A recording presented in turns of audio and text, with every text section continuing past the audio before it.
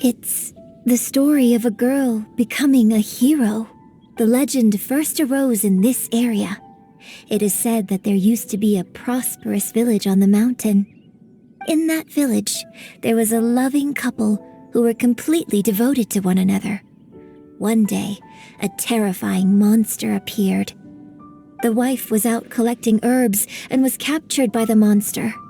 Her husband was so distraught at the news that it broke his spirit and drove him to madness.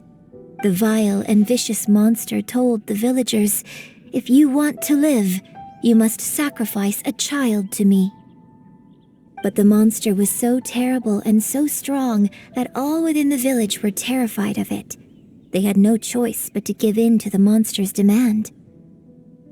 Just while they were discussing whose child would be given over to the monster, a little girl suddenly stood up and came forward. Unbeknownst to anybody else, she was concealing an exorcist's blade. She approached the monster's lair, feigning fear and trepidation.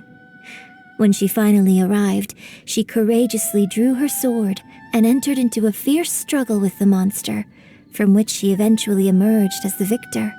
Her extraordinary abilities drew the attention of the Adepti, and they took her as one of their own. Her story became the stuff of legends. But alas, the paths of mortals and Adepti seldom cross, and she would never again re-enter the mortal world.